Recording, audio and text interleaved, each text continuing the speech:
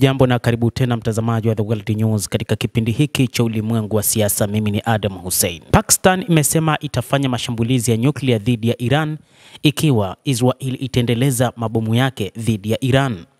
Hata hivyo, taarifa iliyotolewa na Pakistan katika mazungumzo ambayo yalifanywa na uongozi wa Pakistan na Iran ni kwamba Pakistan sasa itaingilia kati mzozo huo ikiwa Israel itaendeleza mashambulizi kama ambavyo inafanya wakati huu, hasa kama itaamua pia kutumia makombora ya nyuklia. Hadi sasa takribani vifo 248 kwa upande wa Iran vimetokea, huku Israel kukiwa na vifo karibia 24. Imeripotiwa pia kwamba ni kutokana na hali ilivyo ya mapambano wakati huu. Pakistan imehakikisha kwamba ikiwa Israel itatumia mabomu ya nyuklia nchini Iran, basi itaishambulia Israel kwa mabomu ya nyuklia. Hata hivyo, imesema kwamba lazima wataingilia katika mapambano hayo ikiwa Israel itaendeleza mashambulizi kwa Iran, kutokana na kwamba hakukuwa na sababu za msingi za Israel kuishambulia Iran. Israel na Pakistan miongoni mwa nchi 9 ambazo kwa sasa zinamiliki silaha za nyuklia kulingana na ICAN, kampeni ya kimataifa ya kukomesha silaha za nyuklia ulimwenguni. Hata hivyo, Pakistan pamoja na mataifa mengine 19 siku ya leo Jumanne zimetoa taarifa pamoja kulani mashambulizi ya kijeshi ya Israel dhidi ya Iran kama ukiukwaji wa sheria za kimataifa, huku zikitoa wito wa kuwepo kwa Mashariki ya Kati isiyokuwa na nyuklia na kurejea kwa diplomasia kufuatia usitishaji kamili wa mapigano na upunguzaji wa kasi. Kauli hiyo imekuja baada ya Israel kufanya mashambulizi ya kushtukiza ya anga dhidi ya vituo vya nyuklia na kijeshi vya Iran siku ya Ijumaa ya wiki iliyopita, katikati ya mazungumzo yanayoendelea ya Tehran ya nyuklia na Washington. Israel na Iran zilibadilishana makombora kwa siku 5 mfululizo hadi leo siku ya Jumanne, huku Rais wa Marekani Donald Trump akiwaonya wakazi wa Tehran kuhama mara moja na kukatisha ushiriki wake katika mkutano wa G7 nchini Canada. Wizara ya Ulinzi ya Marekani imethibitisha kutumwa tena kwa uwezo wa ziada katika eneo hilo na USS Nimitz ikiondoka kusini mashariki mwa Asia, huku kukiwa na ripoti za ujumbe wake mpya wa Mashariki ya Kati.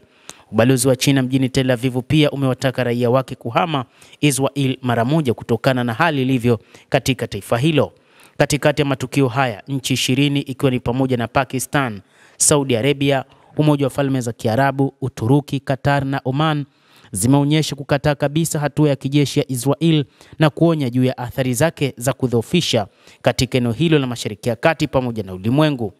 Kuna hitaji muhimu la kusitisha uhasama wa Israel dhidi ya Iran, ambao unakuja wakati wa mvutano unaozidi kuongezeka katika eneo la Mashariki ya Kati, na kufanya kazi ya kupunguza hali hiyo ili kufikia usitishaji kamili wa mapigano na kurejesha utulivu, ilisema taarifa hiyo ya pamoja ya mataifa 20 ambayo yameelezea namna ambavyo wanasikitishwa na vita vinavyoendelea huko katika Mashariki ya Kati.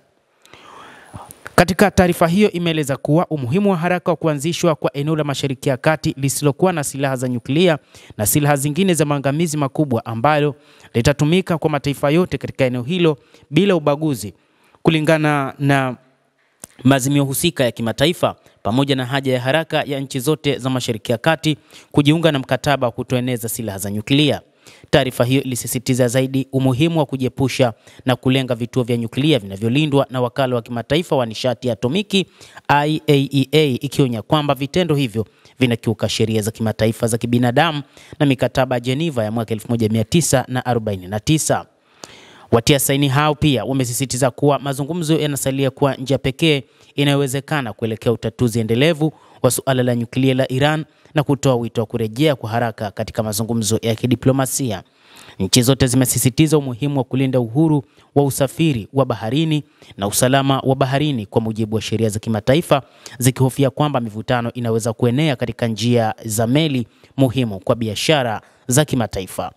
Mtazamaji, endelea kutufuatilia, lakini usisahau kulike, usisahau kucomment, kadhalika na kusubscribe channel yetu hii ili upate habari hizi kwa mapana hapa The World News.